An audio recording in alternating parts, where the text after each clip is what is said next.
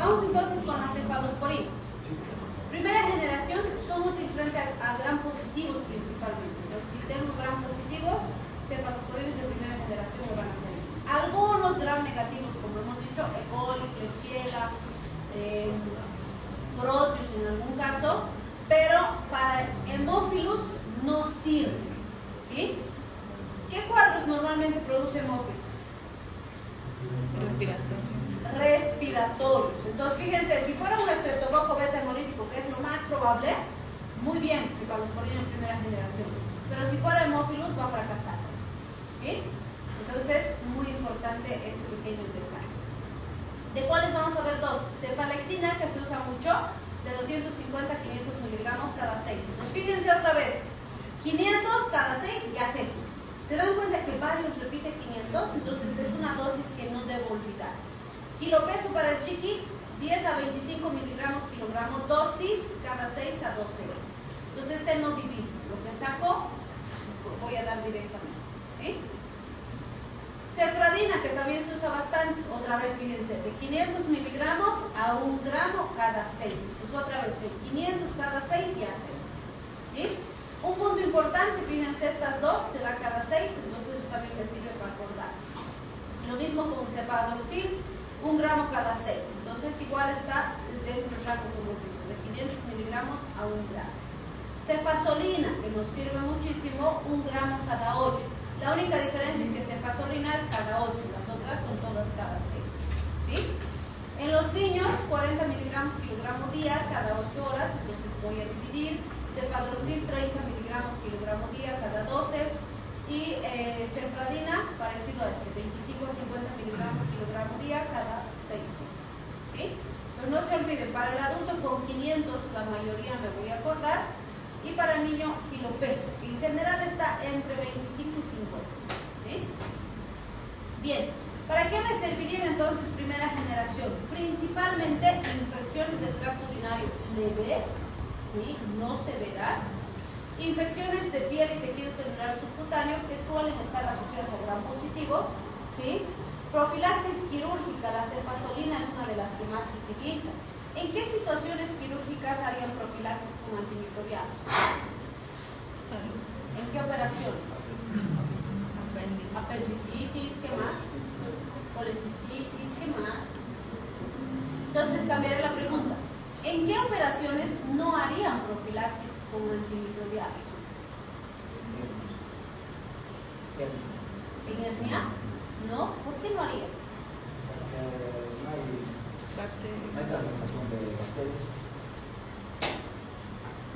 ¿Y como cuánto tiempo durará una intervención de una hernioplastia? ¿Más de 1 hora? Sí. ¿Más de 2 horas? Sí. Probablemente. ¿Sí? Entonces no te olvides que uno de los criterios para profilaxis también es el tiempo. Si dura más de 2 horas una cirugía, sea la que sea, tienes que hacer profilaxis. ¿Sí? Porque en el libro decía que no está dicho. En teoría, ¿no está qué? No está dicho, es contraproducente. ¿Qué no está dicho? Que no se utilizan antibióticos. En teoría, incluso en las cirugías abiertas, la literatura te dice que no deberías hacer profilaxis antimicrobiana. Y en otros países no hacen. O sea, si te operen, qué sé yo, unos miomas, te hagan una cirugía de intestino, cualquier cirugía, no te dan antibiótico si no hay evidencia de una sobreinfección bacteriana. ¿En cuáles? En los que les he dicho que están políticas cero antibióticos, hay que cuidar los antibióticos, ¿sí? Y tienen razón, no se debería, ¿sí? Pero para eso necesitamos que los quirófanos sean estériles. ¿Qué quirófano en nuestro medio es estéril? Ninguno. Unito hay. Y es espectacular. Dice que solo hay 2 quirófanos de ese nivel en toda Latinoamérica. Y uno hay aquí en Bolivia, en el Hospital del Norte de Uruguay. Ese quirófano es espectacular. Tiene hasta luz verde, amarilla, UV, así, esteriliza hasta el aire del quirófano antes de que entren a operar. Ese dice que es 100% estéril. ¿Cuántito costará? No sé. Necesito, debe ser para complicado. Pero es el único que tiene ese nivel de tecnología, ¿sí? Pero a ver, vayan a nuestros quirofanitos en la Caja Nacional. Son del año de la picota. ¿Cómo en la pared han visto? pared de un quirófano? ¿Con cerámica? No debería tener esquinas, número uno, sostiene. ¿Qué más? Tendría que ser liso, sin líneas. Por eso no puede ser cerámica. Y van nuestros quirófanos, son las cerámicas y las cuadraditas chiquis, ¿no? Porque en su época eso era lo que había, pues.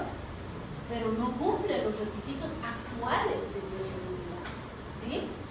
Los cables, los equipos no deberían estar sueltos, tocando el piso. ¿Cómo están los quirófanos? Mucha linterna, ¿no? Ya, se cayó el suelo. Miércoles, porque todo está por ahí desparramado, ¿sí? Entonces no tenemos las condiciones ideales para que hagamos lo que tú dices, no hacer profilaxis antibiótica, ¿sí? Entonces en nuestro medio van a ver que, cierto, no se debería, pero en toda intervención quirúrgica se hace profilaxis antibiótica, ¿sí? Ahora, comparando lo que acabamos de decir, yo les pregunto, comparando una hernia donde no existe tanto riesgo con la extracción de una muela de juicio, ¿en cuál hay más riesgo de contaminación? En la muela. La cavidad oral es súper contaminada. Entonces, ¿por qué los odontólogos les dan una amoxicilina y creen que ya han hecho profilaxis?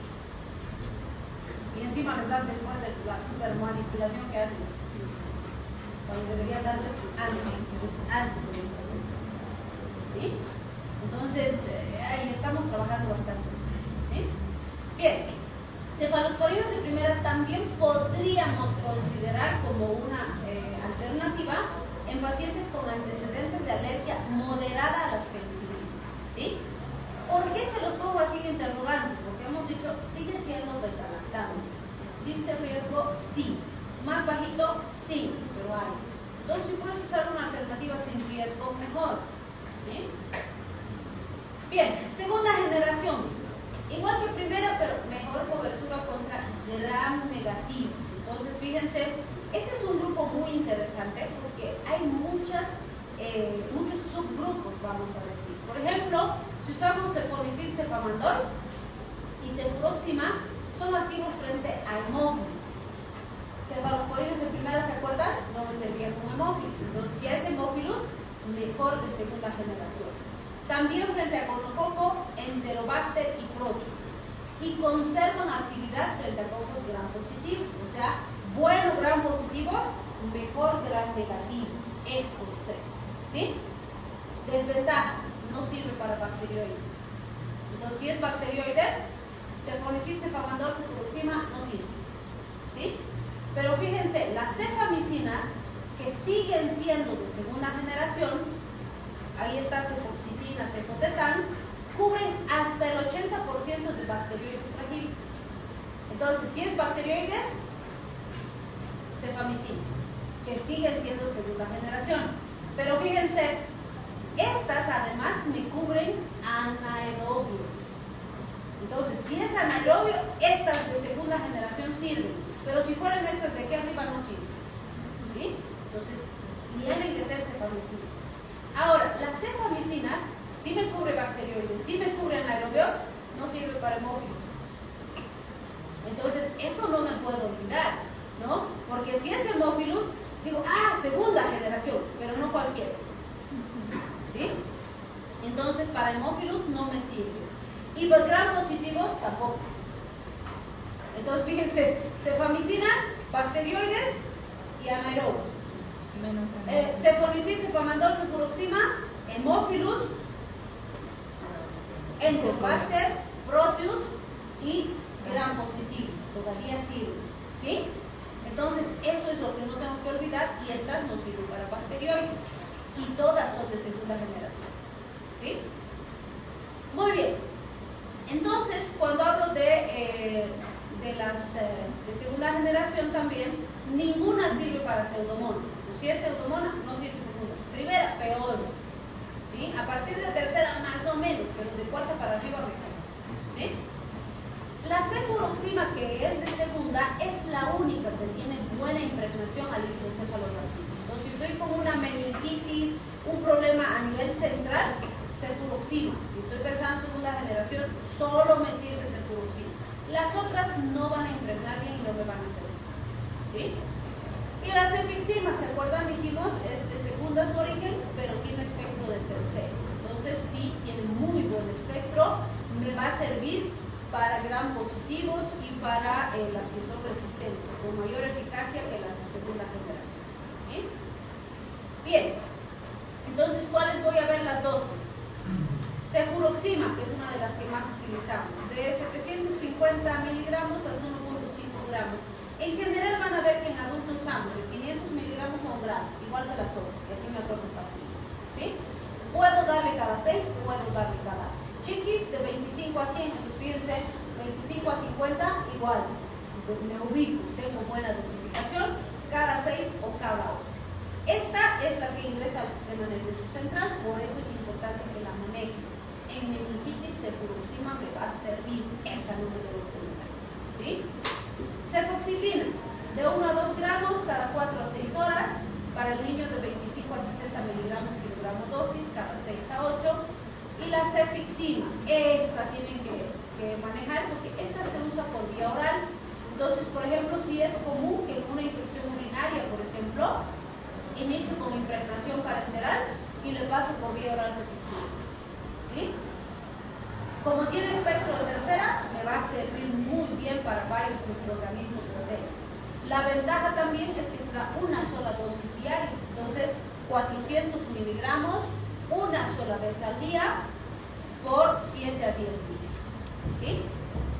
En los niños, 8 miligramos kilogramo día, también una sola vez al día por 8 a 10 días. ¿Sí? O perdón, 7 a 10 días.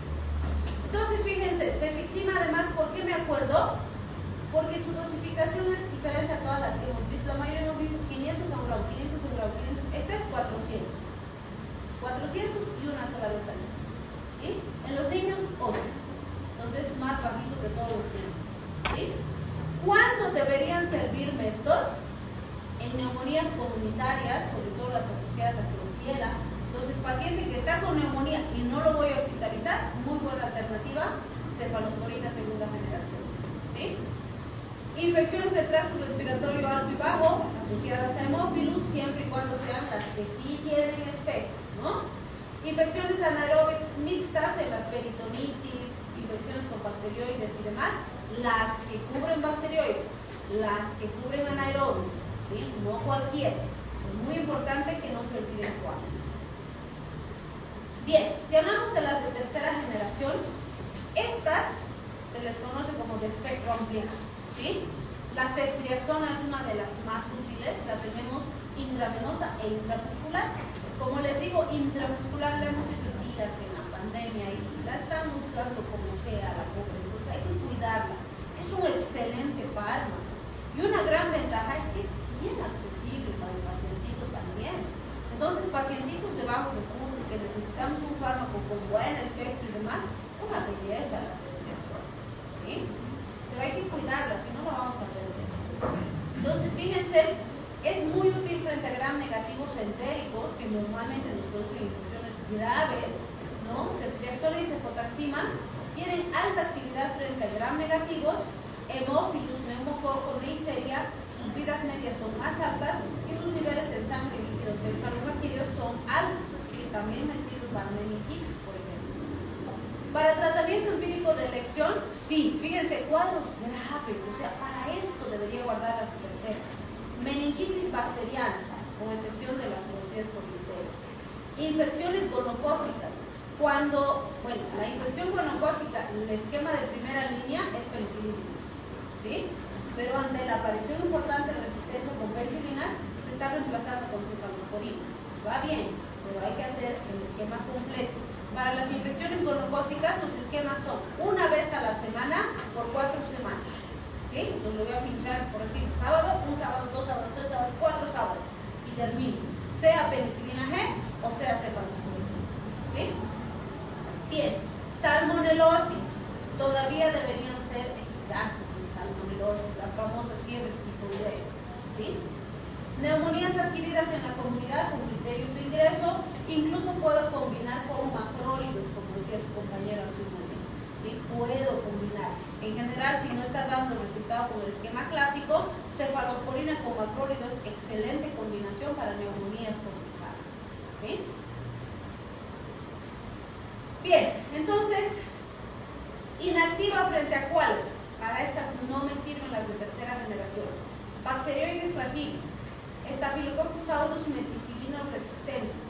Acinetobacter, que suele ser nosocomial, muy resistente, Enterococcus y Xanthomonas. Frente a gram positivos es variable, depende del fármaco en particular. Vamos a ver que suelen ser menos activas que las de primera generación, pero tienen muy buena actividad la cefotaxima y la ceftriaxona. O sea, estas sí son eficaces contra gram positivos de forma importante. Por eso es que se los abusa para cuadros respiratorios, ¿sí? Y no tiene buen efecto contra gram positivos ceftazidima. Ceftazidima, excelente para pseudomonas, ¿sí? Entonces, en hospital con pseudomonas, ceftazidima es una de las mejores opciones que tenemos dentro de la tercera generación. Es muy útil también para microorganismos multiresistentes, incluyendo Acinetobacter. Entonces, fíjense, ceftazidima, pseudomonas, Acinetobacter va muy bien, pero hay que usarla con cuidado. Y como las pseudomonas y los Acinetobacter en nuestro medio son monstruosos, siempre deben hacer cultivo y antibióticos. ¿Sí? Bien, entonces, ¿de cuáles vamos a saber las dos? De la cefotaxima y la ceftriaxona. La que más van a usar va a ser la ceftriaxona. Entonces, fíjense, cefotaxima intravenoso intramuscular de 1 a 2 gramos cada 8 horas en el adulto, para el niño de 75 a 150 miligramos kilogramo día cada 6 a 8 horas. La ceftriaxona, en general usamos 1 gramo, pero puedo darle hasta 2, ¿sí? Cada 12 o cada 24 horas. Lo habitual es que si le pinche 1 gramo una vez al día. Igual que con las penicilinas, que el mismo criterio. Un pinchacito no me va a ayudar y me está destruyendo el fármaco por resistencia. Entonces, por favor, por lo menos, si van a pinchar ceftriaxona, son 3 días seguidos. No es un hito, ¿sí? 3 días seguidos. Si no, estoy arruinando mi fármaco, ¿sí? Es muy importante eso. En los niños de 50 a 100 miligramos kilogramo día, puede ser intramuscular cada 12 horas también, pero otra vez les digo, pobre Juanito, no lo pinchen cada 12 horas, luego. Y con las cefalosporinas van a ver algo interesante. A pesar de que el líquido es mucho menos denso que las penicilinas, es terriblemente doloroso, ¿sí? Los pacientitos suelen describir que sienten como si les estuviéramos introduciendo cristales molidos al musculito. Duele terrible.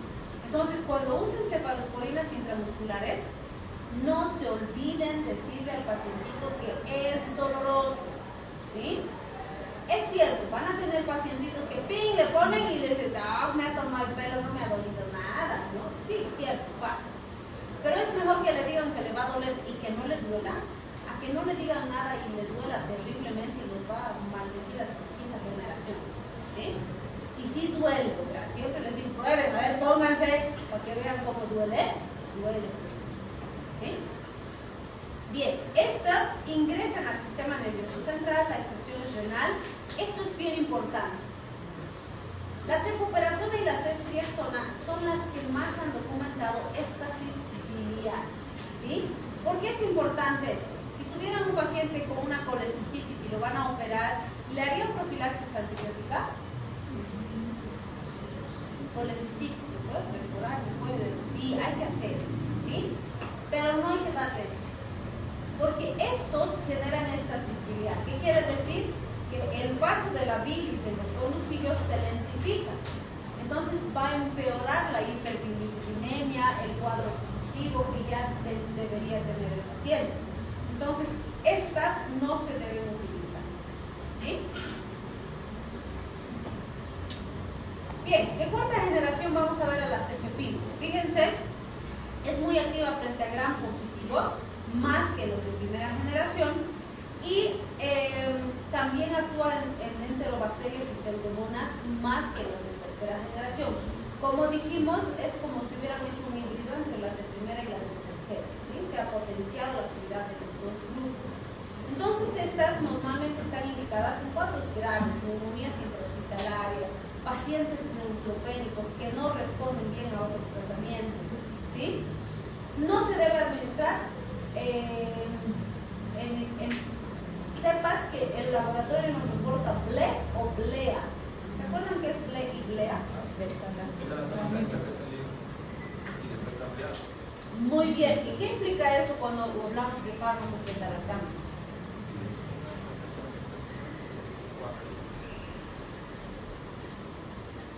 Que van a fracasar nuestros fármacos, ¿sí?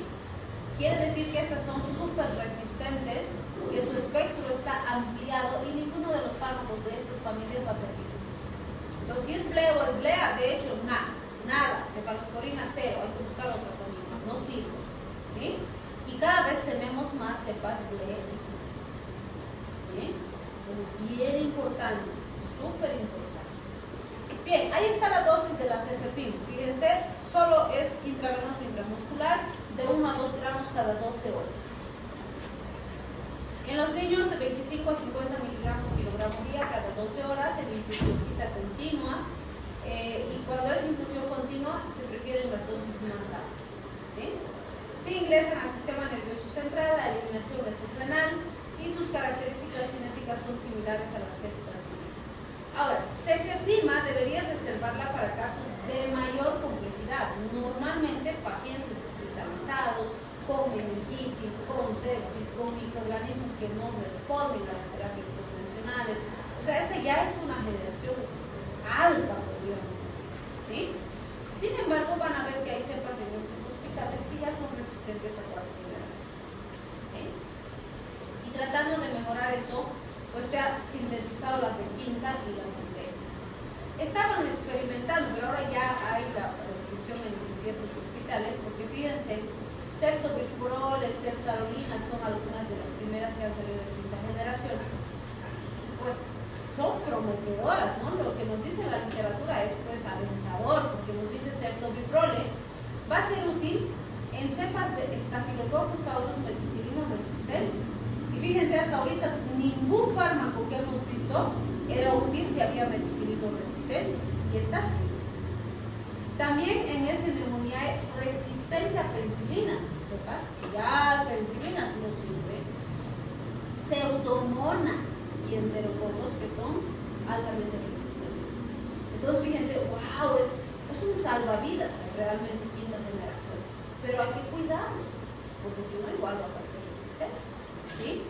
Y ceftarolina promete ser eficaz en Staphylococcus aureus y Staphylococcus coagulasa negativos, que se acuerdan que son los más resistentes, sean estos sensibles o resistentes a meticilina. Debe ser. Cepas resistentes de banco o a vancomicina, los famosos BRSA. Cepas resistentes a daptomicina, ¿sí? Daptomicina resistentes. Penicilino resistentes, es neumonio y penicilino resistentes. Hemófilos, productoras de beta-lactamasas. Moraxelis, enterococcus, que son vancomicino resistentes. O sea, fíjense, cepas contra las que ya no teníamos más arsenal. Uno dice, wow, van a servir contra eso, ¿sí? Y obviamente contra el enterococcus faecium, hasta ahora no, ninguna de quinta es útil. ¿Cómo se usa de quinta? Estas son las dosis del ceftobiprol. 500 miligramos se le va a administrar al paciente cada 8 horas intravenoso, en goteíto lento, ¿sí? Que va a pasar en 2 a 3 horas, y esto puedo repetir, o debería darle de 7 a 10 días al paciente, ¿sí? En el caso del cefiderocol, que es el primero que se ha producido en los de sexta generación, promete ser altamente eficaz contra gram negativos multiresistentes, con los que ya no funciona meticilino, o sea, son meticilino resistentes, no sirven los otros fármacos que hemos mencionado. Entonces ahí cefiderocol debería ser altamente eficaz. ¿Cuánto se da? 2 gramos cada 8 horas, intravenoso también por 7 a 14 días.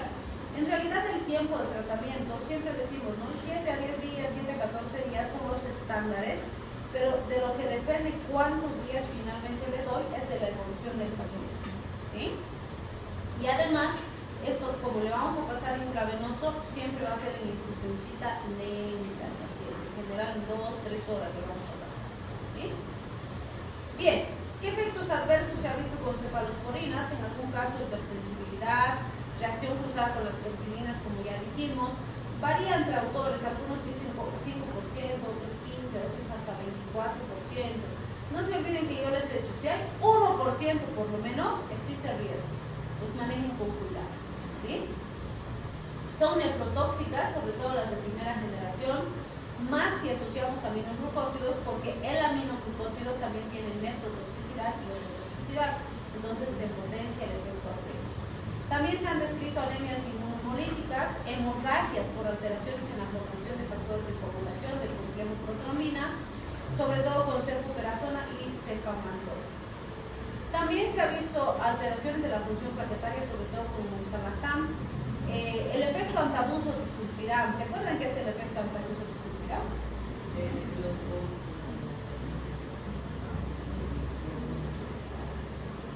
¿Ya? ¿Y por qué se le llama así? O sea, no se olviden que disulfiram es un fármaco, existe, y se les da a los alcohólicos. ¿Por qué? Lo que hace es saturar rápidamente la enzima, la aldehído deshidrogenasa, y el paciente aparece con síntomas de embriaguez, pero rápido, ¿no? Se pone mal, le duele la cabeza, tiene náuseas, vómitos, diarrea, y se pone terrible, y por eso hoy deja de beber, ¿no? Entonces, estos fármacos tienen efecto disulfiram. ¿Qué quiere decir? Que si el paciente está tomando estos fármacos, no debe consumir alcohol, porque se va a saturar la enzima y el paciente va a tener malestar, síntomas, puede tener diarrea, vómitos, náuseas, y no porque haya consumido mucho alcohol, sino porque ha mezclado con el fármaco, ¿sí? Entonces, con estos al paciente le decimos cero consumo de bebidas alcohólicas, ¿sí?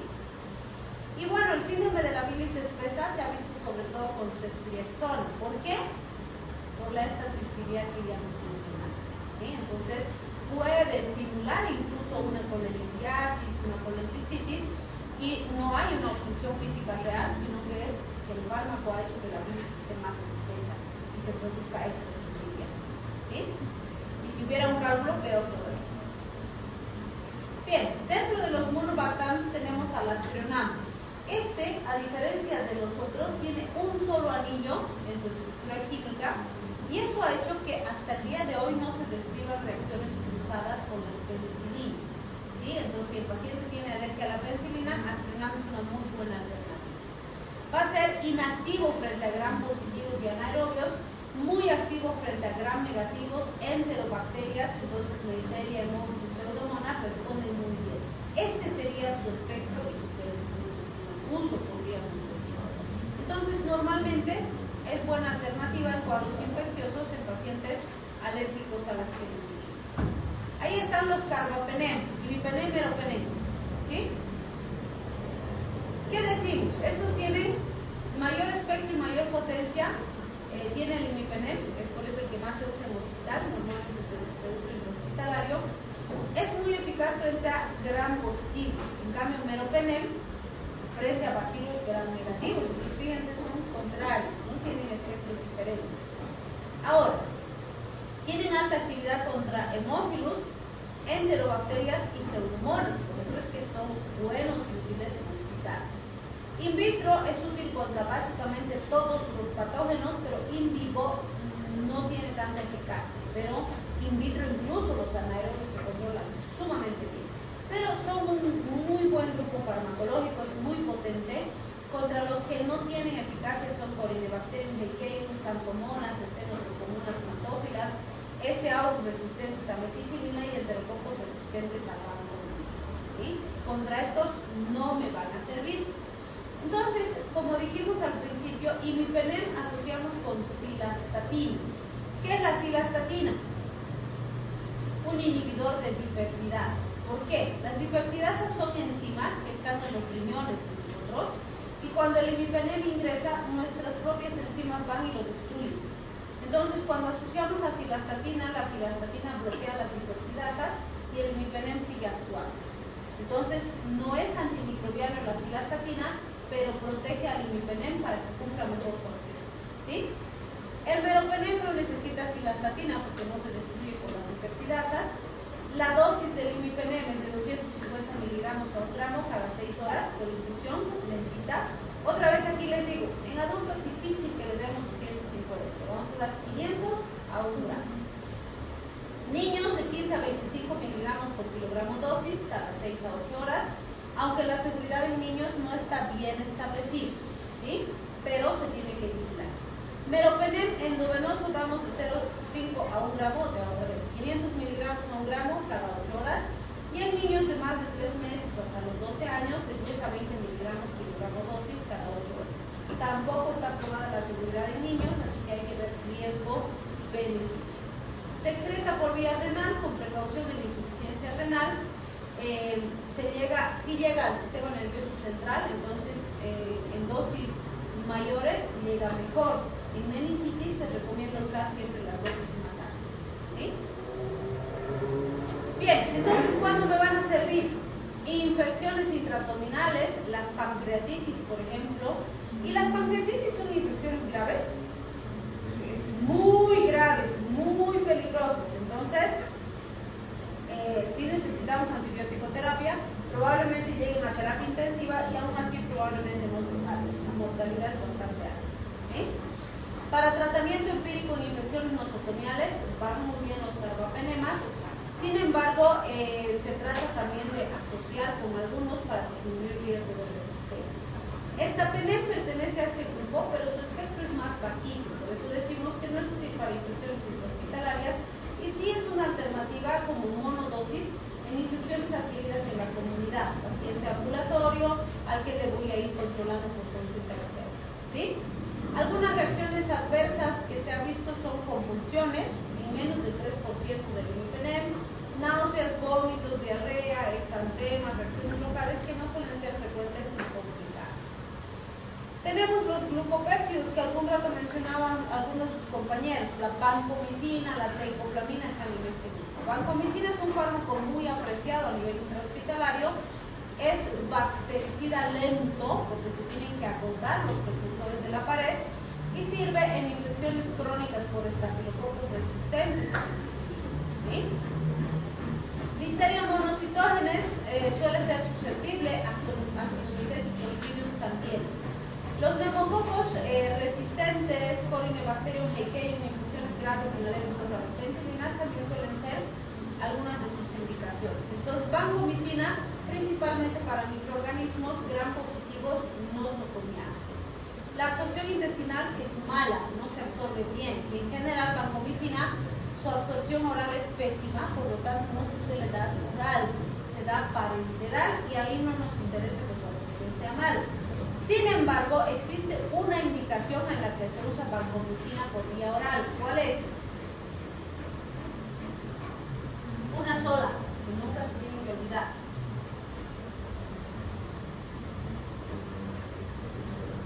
Clostridium difficile. ¿Sí? Entonces, fíjense, en las colitis pseudomembranosas el tratamiento de primera elección es metronidazol. ¿Sí? Si no funciona el metronidazol, puedo darle vancomicina oral. Es la única situación donde le vamos a dar al paciente vancomicina oral, que después no se usa oral. ¿Sí? ¿Por qué? En ese caso no me interesa que se absorba. Necesito que actúe en la luz intestinal donde está el clostridium. ¿Sí? Bien, la distribución es bastante amplia. Sí tenemos poco o deficiente, si quieren, ingreso al sistema nervioso central.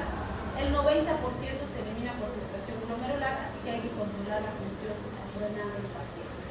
¿Qué es lo que hacen estos? Se unen a alterar del ácido acetilmurámico, evitando la transpeptidación, que es importante para la formación de precursores de la pared, así que de esa forma inhibe la síntesis de pared. Es muy útil en sepsis, endocarditis, meningitis. Vamos a dar 1 gramo cada 12 horas, pero es de uso hospitalario por lo menos, ¿no? En mayores de un mes, 40 miligramos kilogramo día cada 6 horas, pero no está demostrada la eficacia en pediatría. Como efectos adversos, en vancomicina es común la flebitis, la fiebre, otoinefrotoxicidad, más se asocia con aminoglucósidos y sí se suele asociar vancomicina con aminoglucósidos. ¿Sí? La liberación de histamina y el síndrome del hombro rojo o del cuello rojo están ligados a liberación de histamina que hace que el paciente tenga el lateral así bien rojo, como si le estuviera dando una reacción alérgica intensa. ¿Sí? Es característico sobre todo de los momentos en los que se pasa la infusión de este fármaco. Bien, con eso habríamos visto lo más resumido posible, los inhibidores de pared. ¿Sí? Otro grupo súper útil son los inhibidores de síntesis toroteica. ¿Sí? De estos vamos a hablar un poquito de las tetraciclinas que todavía se usan, no tanto para infecciones sistémicas, pero todavía siguen siendo una gran alternativa. ¿Qué hacen estas? Actúan en la subunidad proteica 30S, ¿sí? Entonces, van a ser en general bacteriostáticos, y por eso es que se suelen asociar también a otros fármacos. Evitan la transferencia del RNA del mensajero. Estos todavía siguen siendo una gran alternativa en enfermedades de transmisión sexual, ¿sí? Ya sea solos o combinados, normalmente combinados. Entonces, en ETS en general van muy bien, epididimitis también, granulomas inguinales, micoplasmas pneumonia responden muy bien. Es común asociar tetraciclinas con aminoglucósidos en bruceliosis, rickettsiosis, tularemias, incluso en cólera se ha utilizado mucho tetraciclinas. En lo que diríamos que se usa mucho actualmente es en el tratamiento del acné. Normalmente se les hace ciclos de 7 a 10 días y después se continúa con la isotretinoína para atrofiar completamente los foliculitos donde se producen las pústulas en muchos pacientes, ¿sí? También sabemos que se usa combinado en la erradicación de Helicobacter pylori.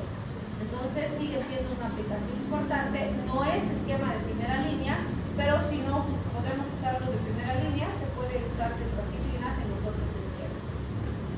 Absolutamente contraindicado en embarazadas y en menores de 8 años. ¿Por qué decimos eso de las tetraciclinas?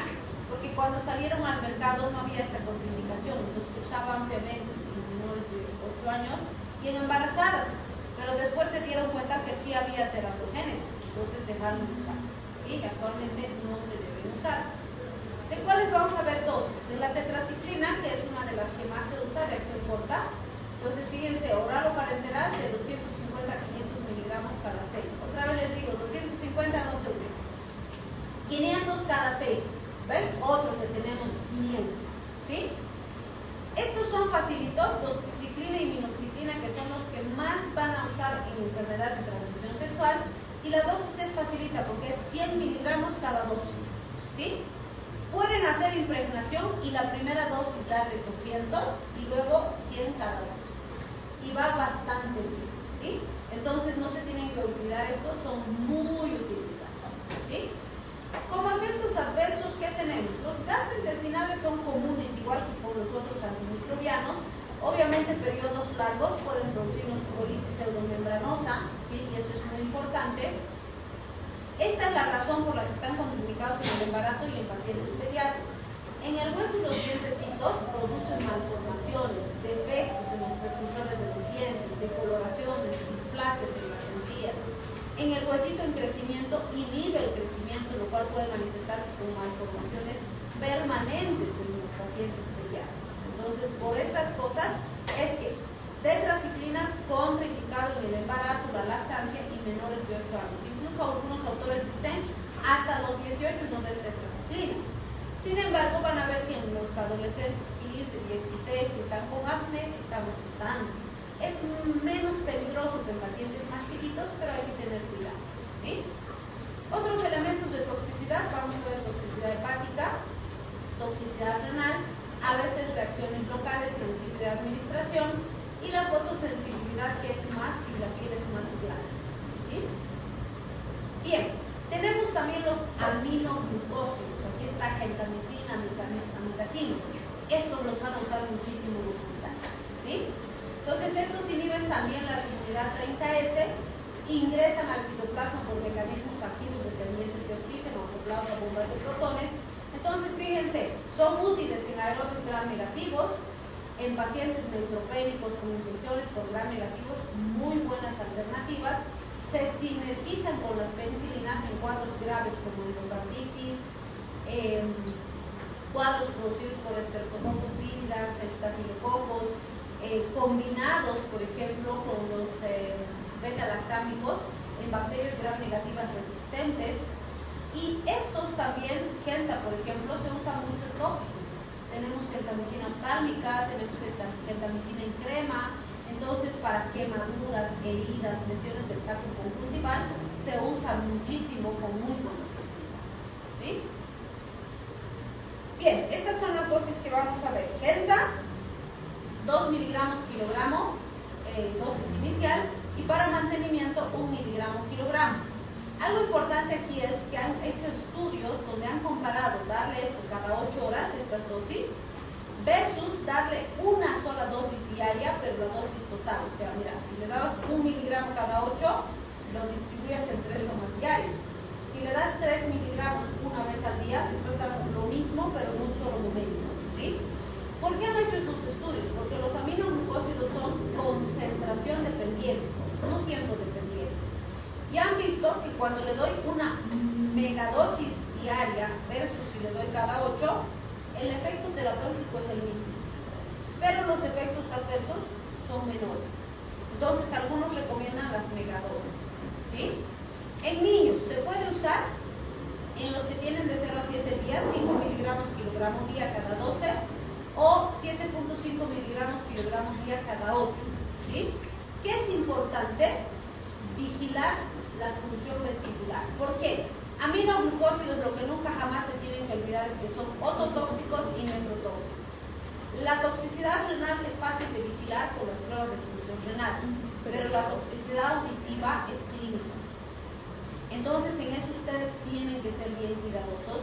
Y sí han habido niños que estaban en su segundo o tercer día de aminoglucósido y habían perdido 50% de audición, 80% de audición. Y es un sentido que van a perder. Entonces, mucho cuidado, sobre todo con el paciente pediátrico y los aminoglucósidos. Deben vigilar. Y si pueden usar otra opción, mejor. ¿Sí? Amikacina, 10 miligramos/kilogramo, intravenoso o intramuscular, y para mantenimiento 7.5 miligramos/kilogramo cada 12 horas. Esto tiene que ser kilopeso aún en el paciente adulto, ¿sí? Y en los niños 10 miligramos/kilogramo seguidos de 7.5 miligramos/kilogramo cada 12 horas. Bien, ahí están la ototoxicidad y la nefrotoxicidad, que son los efectos adversos más comunes y más peligrosos de los aminoglucósidos. Y fíjense, las situaciones donde se producen son tiempo de tratamiento mayor a 5 días, hemos dicho antimicrobianos, idealmente de 7 a 10, o sea, ya es más de 5. Pacientes con patología de base, insuficiencia renal, que usen diuréticos, usan vancomicina, y asociamos vancomicina con aminoglucósidos, los más vigilantes.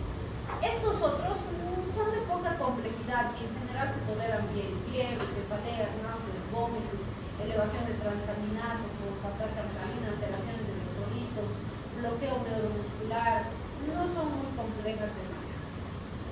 Bien, el cloranfenicol todavía lo mencionamos como inhibidor de la solubilidad 50S. Era un fármaco terriblemente potente, pero muchos países han dejado de utilizar para cuadros sistémicos principalmente. En nuestro medio tampoco se usa para cuadros sistémicos, porque si bien es muy potente, una de sus complicaciones más comunes son las anemias aplásicas, ¿sí? Y el paciente acaba falleciendo por anemia plástica. Por lo tanto, han dicho, no se justifica que se muera mi paciente por anemia plástica por un tratamiento antimicrobiano. Tenemos otras opciones, entonces no se está usando. Pero el cloranfenicol oftálmico sigue siendo una gran alternativa, porque además los efectos sistémicos son pues mínimos, porque es tópico, gotitas al ojito, y va súper bien para las conjuntivitis bacterianas, ¿sí? Entonces seguimos utilizando para eso. Sistémico en general no se usa, la mayoría prefieren no usar, ¿sí? Es muy útil frente a cepas de hemófilus, N-meningitis, S-pneumoniae, casi todas las anaerobias obligatorias, incluyendo tifis agudas y riquecias, pero no frente a clamidias, ¿sí? Pero todo esto es para infecciones sistémicas. Bien, sus efectos adversos principales: alteraciones gastrointestinales. Los efectos en la médula son los que más nos preocupan, porque la anemia plástica, fíjense, si se presenta, es irreversible. Ese es el problema fundamental. Y no depende del tiempo ni de la dosis. Puede estar el paciente en su segundo día y hacer anemia plástica, porque depende de la idiosincrasia del paciente, ¿sí? Entonces, por esta razón es que muchos países incluso han retirado cloranfenicol de sus mercados, ¿sí? Bien, entre sus efectos adversos importantes, uy, qué rápido se ha pasado la hora. ¿Ah? Falta 20 minutos. Y de avance 100 diapositivas. Entonces, fíjense, el síndrome del adversos más raros, pero más peligrosos, porque fallece el neonato. Presenta vómitos, flacidez, hipotermia, shock, colapso y fallece. Y se pone gris, se pone oscurito, como si se apagara su lucecito. Por eso le han dado ese nombre al síndrome, ¿no? Y obviamente también hay que vigilar la función hepática del paciente. Interacciones con todas las que usan las P450, principalmente periodina, warfarina, glucopamida y clorvitamina. Eso ya lo van a ir aprendiendo, esto nos interesa más. Macrólidos, un grupo sumamente importante, es el grupo de la eritromicina, ¿sí? Los macrólidos inhiben la síntesis proteica actuando en su unidad mayor, su celda S, ¿sí? Son útiles frente a micoplasma pneumoniae, legionelas, infecciones por estreptos, por estáfilos, neumonías adquiridas en la comunidad en inmunocompetentes, infecciones por clamidias como alternativa a tetracyclinas en mujeres embarazadas, actinomyces, sobre todo la claritro, ¿no? Que ya son anaerobios, y pues en alérgicos a las penicilinas, macrólidos es una excelente alternativa, no hay reacción cruzada, ¿sí? Entonces este es un grupo súper útil. 3 fármacos son los que tienen que manejar. Eritro, que es el prototipo y que casi ya no usamos mucho. Claritro, que usamos un montón, sobre todo en el Helicobacter pylori. Pobre claritro la estamos haciendo tiras porque están haciendo mal la erradicación del Helicobacter y está apareciendo mucha resistencia. Y a citro que le hemos agarrado patadas en la pandemia, ¿sí? Entonces hay que cuidar, son excelentes fármacos, ¿sí? Diferencia. Acuérdense, 500, 500, 500, se saben los 3. ¿Cuál es la diferencia? Eritro cada 6, claritro cada 12, acitro cada 24. Ya está, tengo los macrólidos, ¿sí? Dosis kilopeso, 40, fíjense aquí 15 a 30, aquí 10, entonces acuérdense, de 10 a 40, ¿sí? Dependiendo de cuál están utilizando.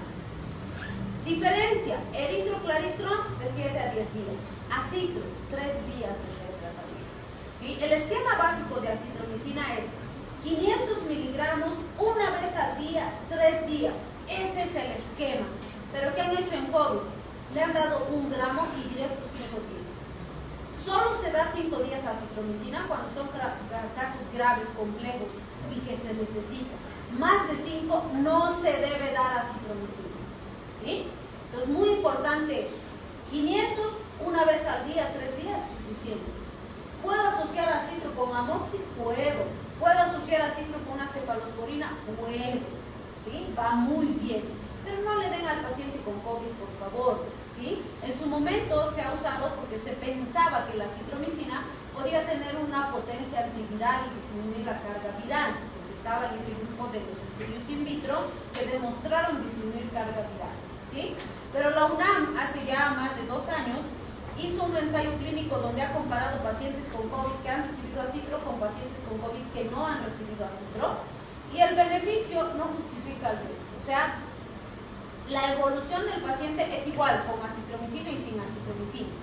Pero ¿cuál es la diferencia? Estamos arruinando un antimicrobiano sin obtener un beneficio. Entonces no les den. Solo se debe dar acitromicina en un paciente con COVID si hay evidencia de una sobreinfección bacteriana. Si no, no se debe dar, ya no se incluyen los esquemas, ¿sí? Entonces, muy importante eso.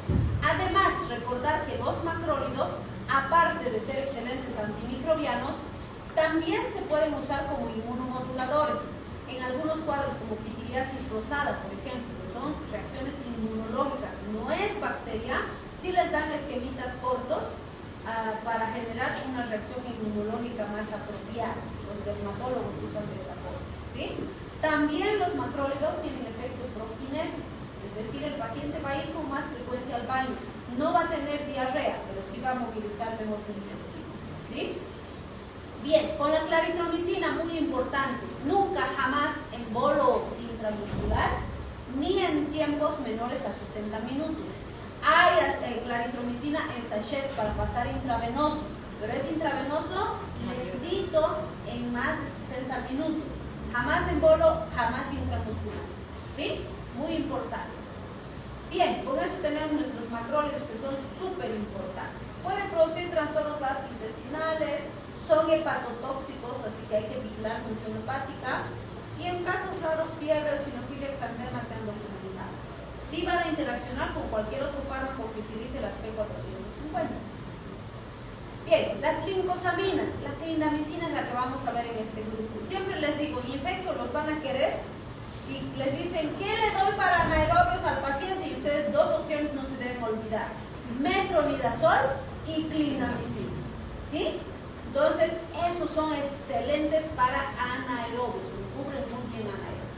¿Sí? Y puedo asociar con otros fármacos. Entonces, clindamicina inhibe su unidad 50S, facilita ozonización, fagocitosis y destrucción de bacterias intracelulares, es muy útil, y por eso es bactericida para algunos fármacos. O sea, por actual 50S debería ser bacteriostático, pero para algunas cepas es potente bactericida.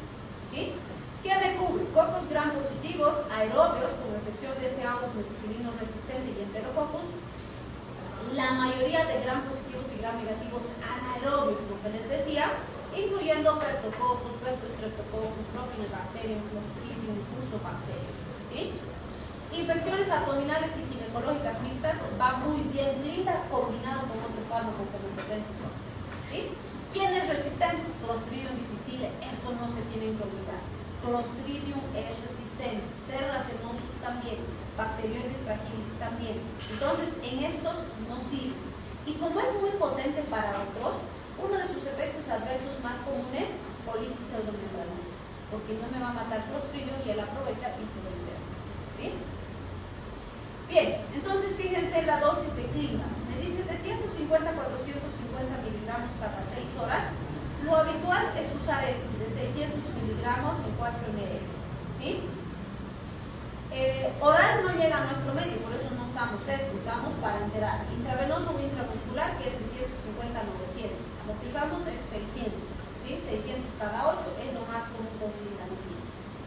¿Puedo usar oral intramuscular intravenoso en niños? Sí. Otra vez, oral no nos llega, entonces usamos para enterar, solo pacientes hospitalizados. ¿Sí? Esa es la diferencia con metronidazol. Metronidazol me cubre anaerobios, pero puedo usar oral. ¿Sí? 10 a 30 miligramos kilogramo día cada 8, cada 6 horas, pacientes pediátricos. Efectos adversos, los comunes gastrointestinales, sí hay que vigilar función hepática y, como les dije, Clostridium difficile prolifera y produce colitis pseudomembranosa. Bien, de los inhibidores de síntesis de ácidos nucleicos, no nos podemos olvidar de nuestro famoso cotrimoxazol, trimetropin sulfametoxazol. Vamos a usar muchísimo. De hecho, primero debería usar cotrimoxazol antes de pensar en cefalosporinas, macrólidos, quinolonas. Primero esto, ¿sí? Si esto no funciona, recién pasa a los otros. ¿Qué hacen estos? Inhibe, ¿sí?, dos enzimas sucesivas. Tenemos aquí el sulfametoxazol, que va a inhibir la dihidroteroato sintetasa, y el trimetropin, que inhibe la dihidrofolato reductasa. Son enzimas de la síntesis de ácidos nucleicos de las bacterias y también de algunos parásitos. Entonces, cuando bloqueo estas enzimas, ¿qué pasa? La bacteria no puede producir sus ácidos nucleicos y no va a poder tener ingestión. ¿Sí? Entonces, fíjense, por separado el trimetropin y el sulfametoxazol son bacteriostáticos, pero cuando los asocio son potentes bactericidas y por eso los usamos juntos. Y además, separados, la resistencia aparece súper rápido, entonces juntos van mejor. ¿Sí? Entonces, fíjense, gram positivos, gram negativos, todos los que nos vayamos a imaginar. En infecciones genitourinarias son excelentes, enfermedades de transmisión sexual también, enfermedades gastrointestinales, enfermedades respiratorias. Podríamos decir que esto, el cotrimoxazol, nos cubre todos los focos. ¿Sí? Entonces, si tienes foco respiratorio, digestivo, gastrointestinal o enfermedad de transmisión sexual, tu sulfas es una muy buena opción.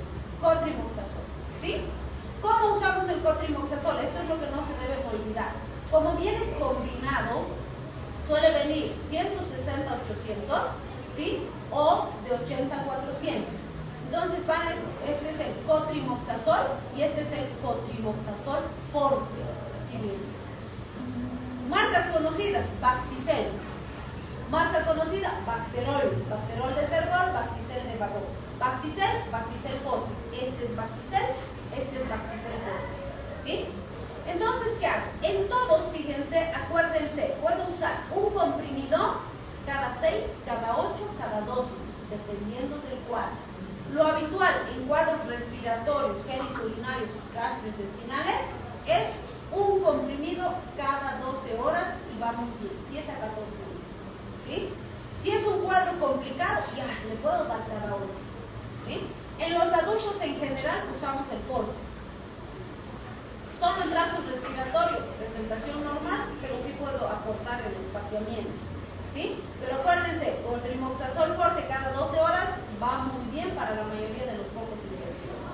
En los niños, 8,40 kilogramos día vía oral cada 12 horas. ¿Cómo se calcula esto? Se tienen que calcular muy bien. No necesito calcular los dos, solo uno. Entonces lo que tengo que saber es mi jarabe. Digamos que mi jarabe viene 80-400 en 5 ml. ¿Sí? Entonces, ¿qué voy a hacer? Le voy a dar 8, mi Juanito pesa 22 kilos, por, hemos dicho que viene 80-400, ¿lo ven? Sí. Entonces, ¿con cuál voy a calcular si estoy usando la dosis más bajita? Con esta, ¿sí? Entonces, 8,22 por 5 ml y 80. ¿Cuánto sería?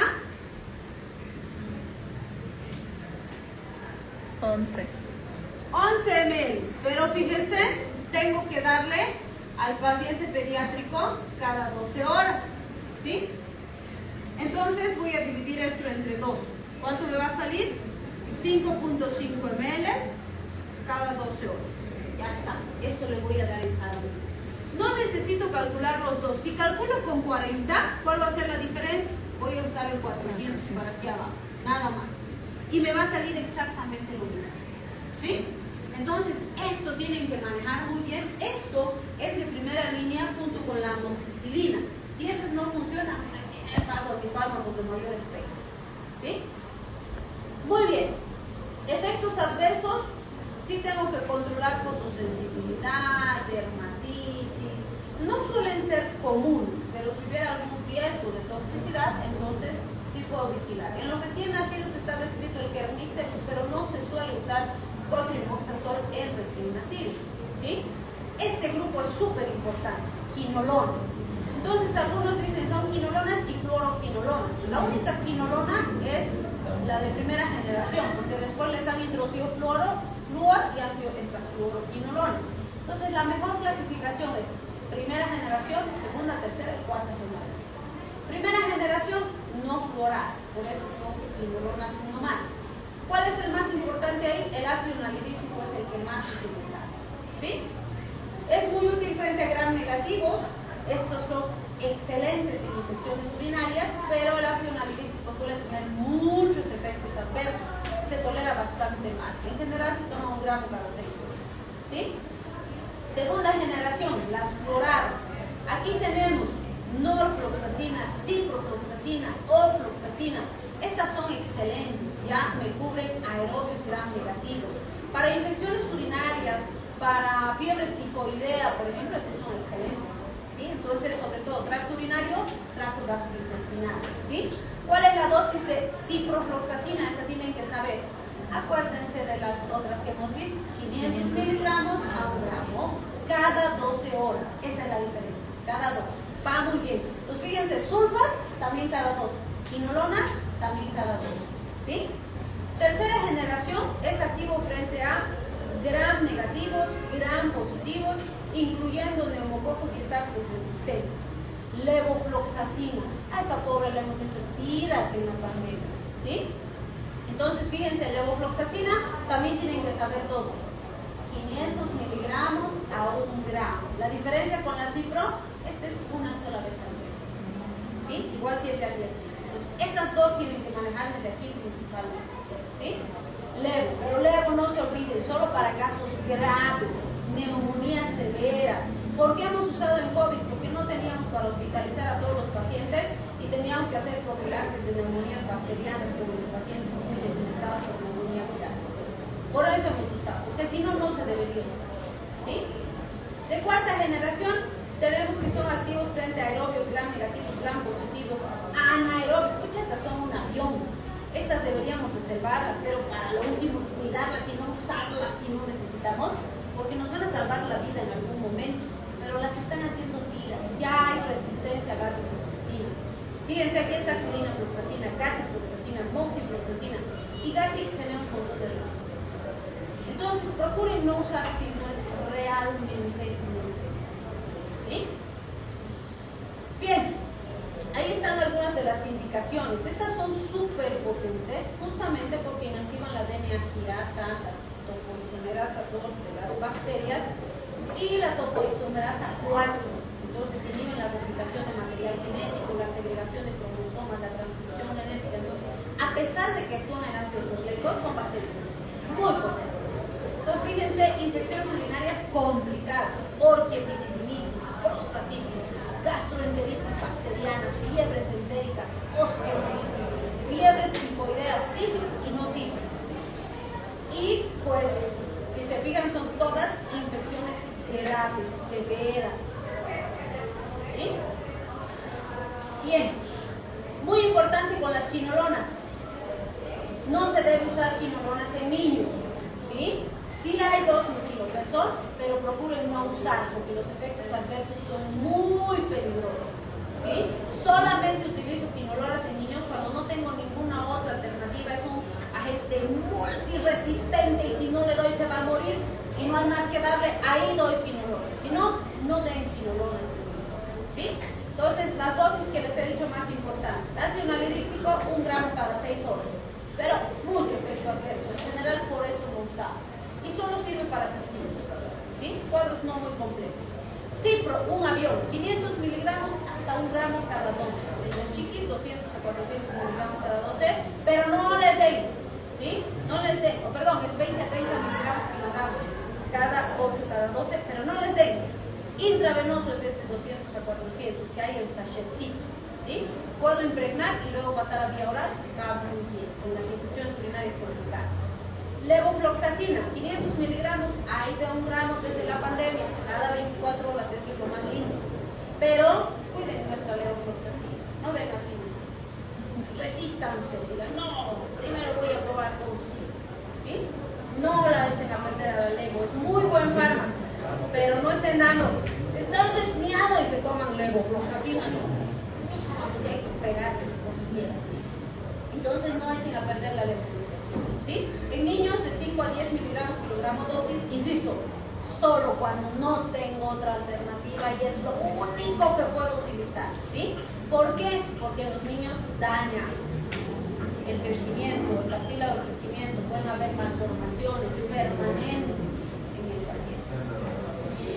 No hemos terminado, quería darles un poquitito de honguitos, de bacterias y de parásitos